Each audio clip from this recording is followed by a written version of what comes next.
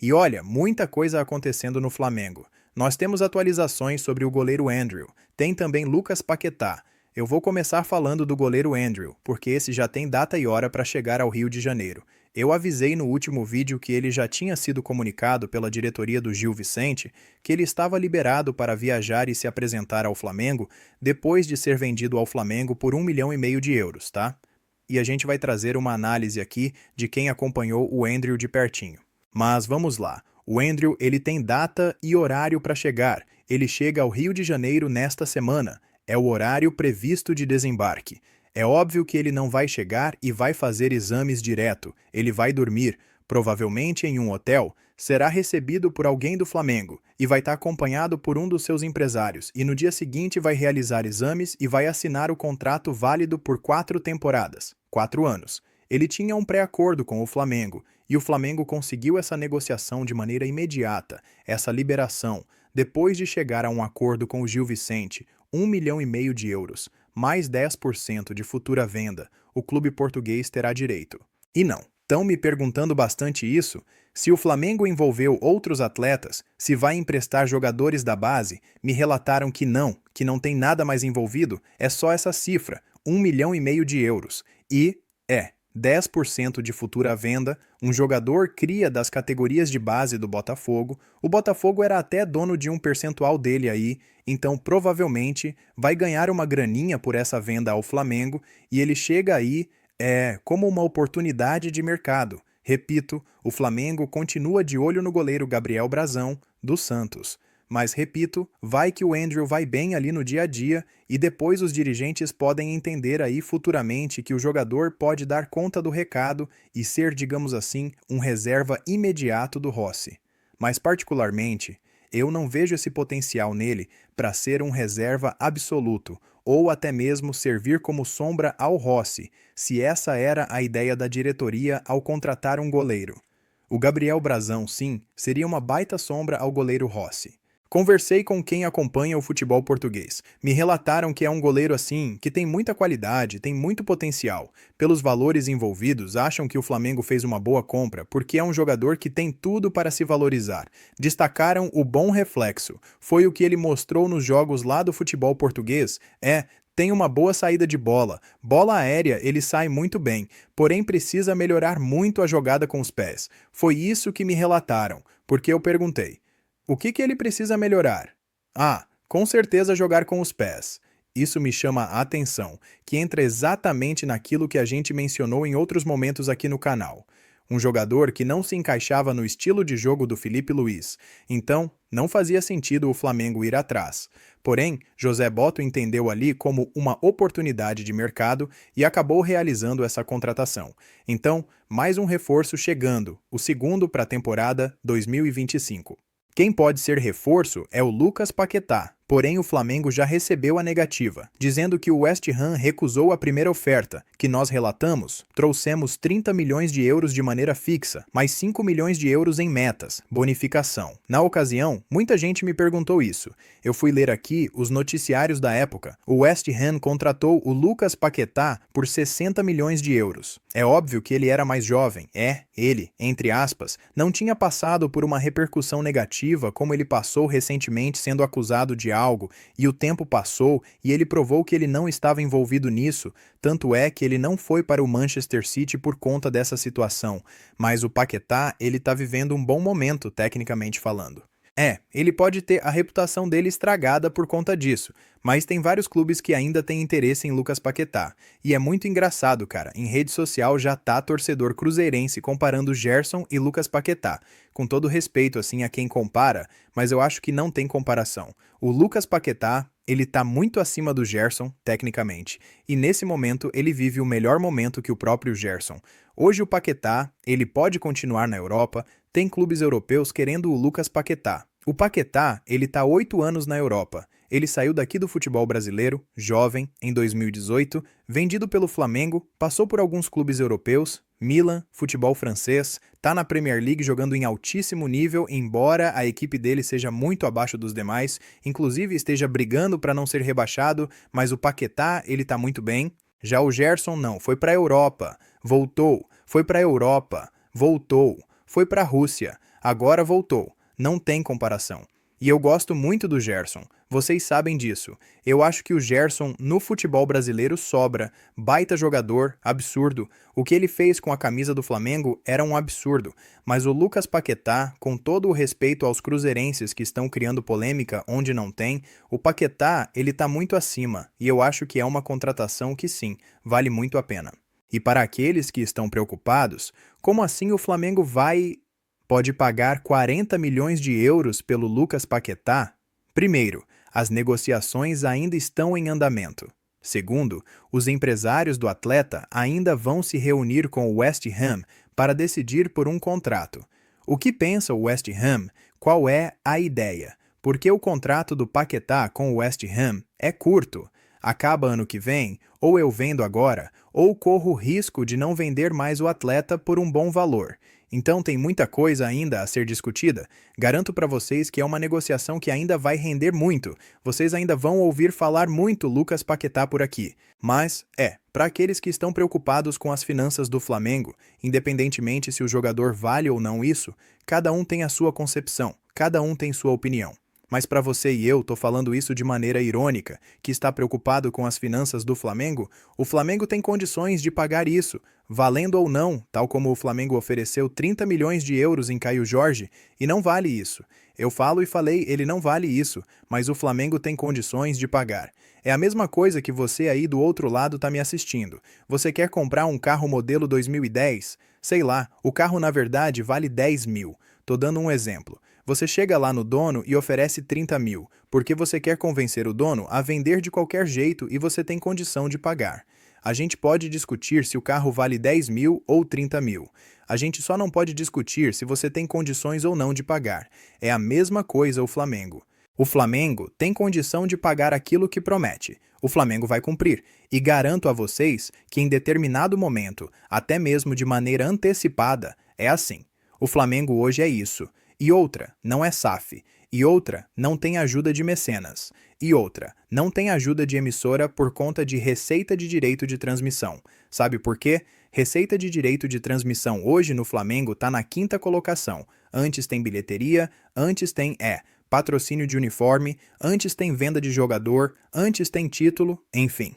Então, para os desavisados e para aqueles que, repito, entre aspas e de maneira irônica, estão preocupados com o Flamengo, fica preocupado não.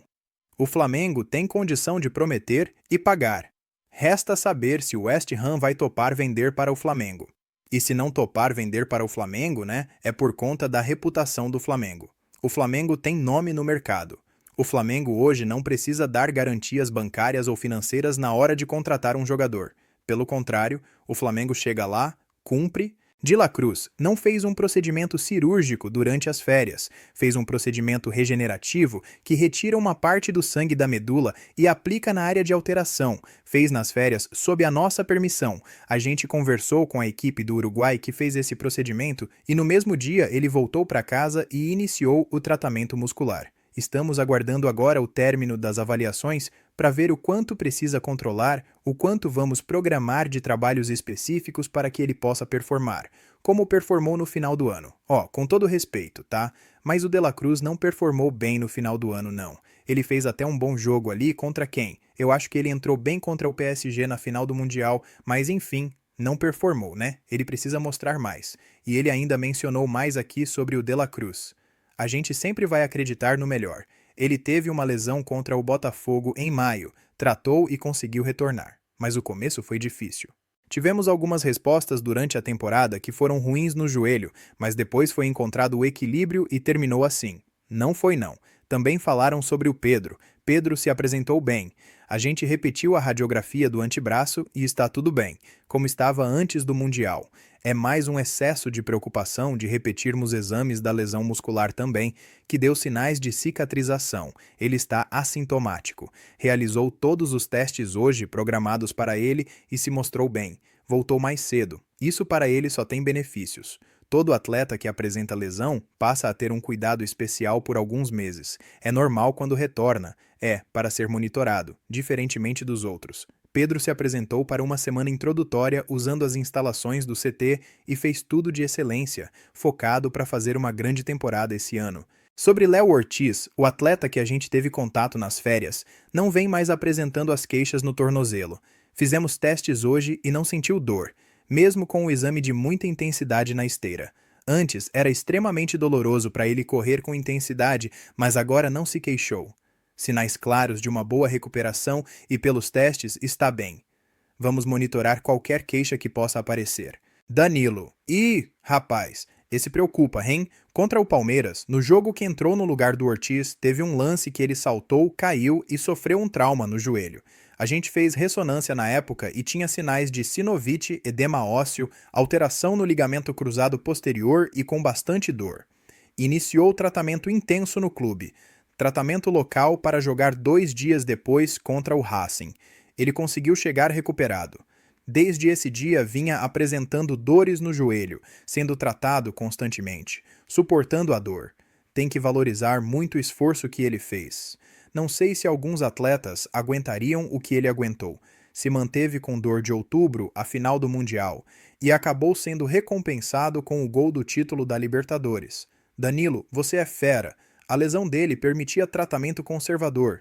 Falei que se sentir que a dor não teve melhora, a gente reavalia com nova imagem e faz programação de tratamento. Ele veio mais cedo nas férias, repetimos a ressonância, melhorou o padrão de edema, as fibras do ligamento cruzado posterior, perdeu o padrão inflamatório, mas ainda havia sinais de estiramento. Não tem sinal de estabilidade. Isso é importante, mas ainda tem dor. Não mais como antes, mas que a gente leva em consideração. Fizemos uma programação específica e não vou dar data de retorno, mas para trazer ele de volta da melhor maneira possível. Saul, esse passou por procedimento cirúrgico aí, é um atleta extremamente profissional e que na reta final do ano começou a apresentar dor no calcanhar esquerdo, o que começou a atrapalhar a performance e tirar qualidade de vida. Estava incomodando. Fizemos procedimentos locais, medicação oral, para que pudesse também jogar o ano todo. Terminada a temporada, era algo que a gente já discutia se não evoluísse com tratamento conservador.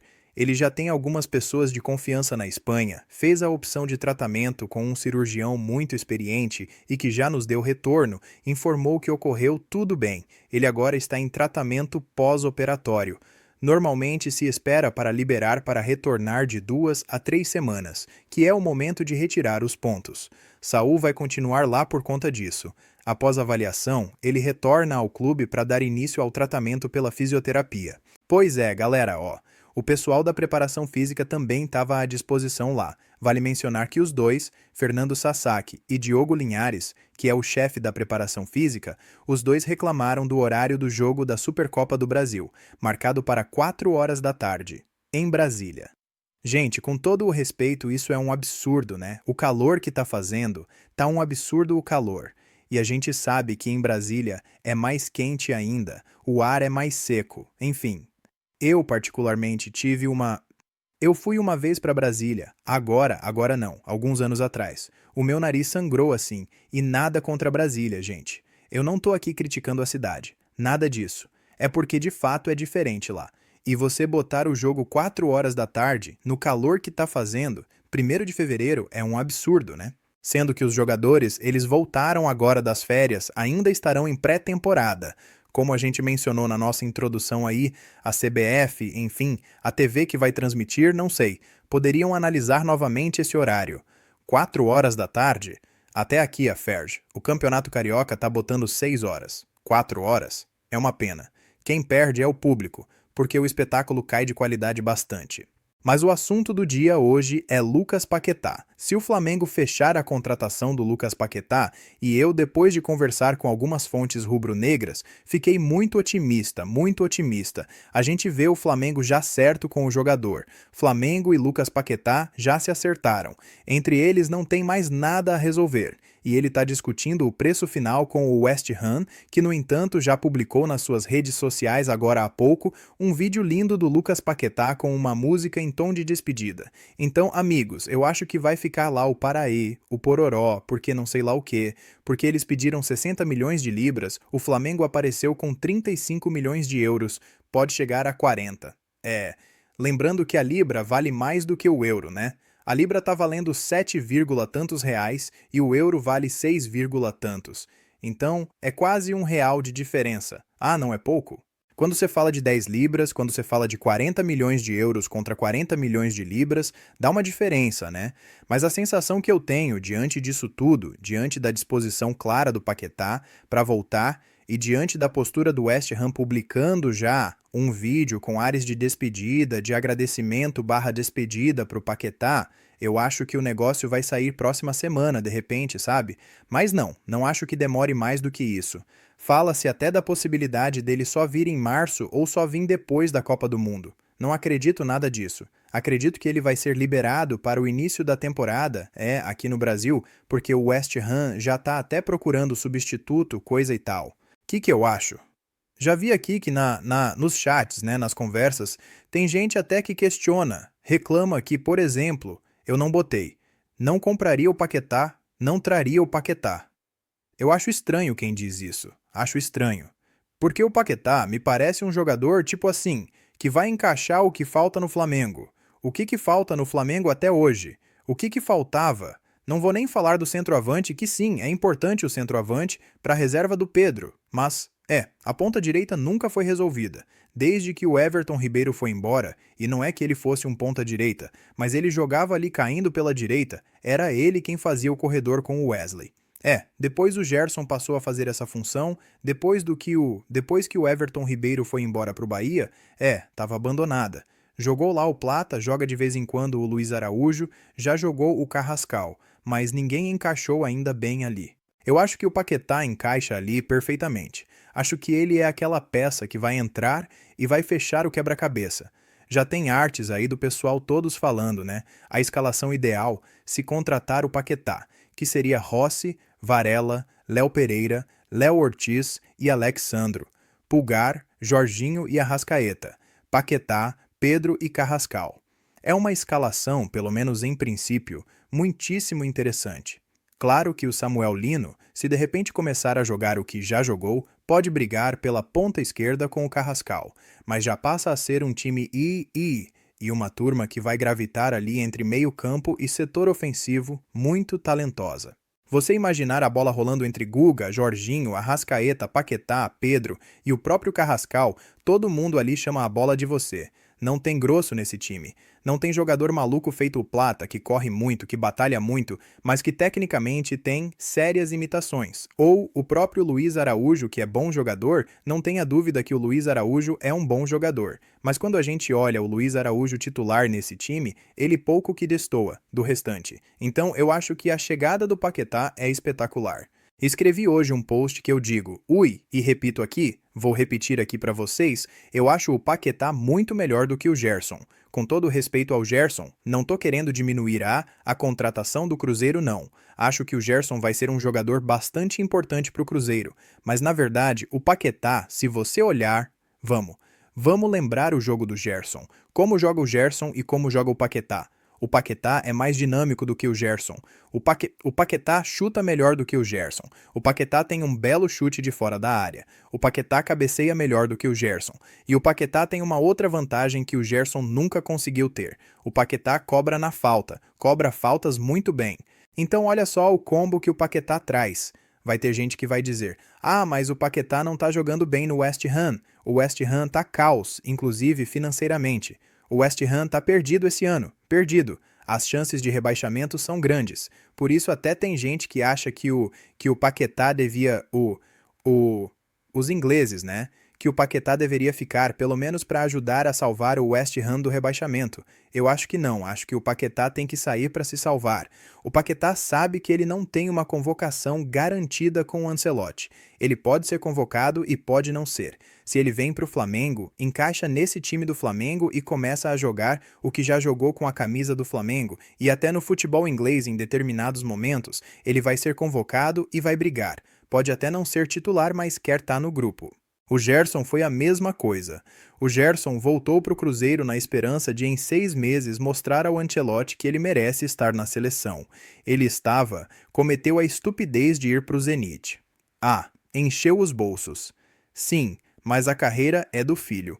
É muito possível que o Gerson não vá para a Copa do Mundo. A não ser que volte para o Cruzeiro jogando uma barbaridade, é possível que não volte. E o Paquetá, que eu acho que numa situação melhor do que a do Gerson, com o fato do West Ham estar tão mal como está, para ele, o Paquetá percebeu. Se eu quiser disputar a próxima Copa, eu tenho que voltar para o Brasil. Eu tenho que mostrar ao Ancelotti de perto que eu tenho futebol suficiente para estar na lista final. Se vai ser titular ou não, não sei. Mas o Paque, eu não. Eu não acho que o Paquetá tem bola para ser titular da seleção brasileira. Mas acho que ele tem. Ele tem jogo e é de uma versatilidade que é muito interessante você ter no banco de reservas. Da seleção, eu tô falando. No Flamengo, titular absoluto não se discute, mas é aquele cara que você pode botar em várias posições. O Paquetá joga de volante, segundo volante. O Paquetá joga de meia esquerda, de 10. O Paquetá joga de meia direita e até de meia esquerda. O Paquetá é aquele cara que joga em qualquer lugar do campo. Então, se ele mostrar que ele está em boa forma aqui no Flamengo, eu acho que ele vai ser convocado. Acho que ele tem mais chance de ser convocado até do que o Gerson.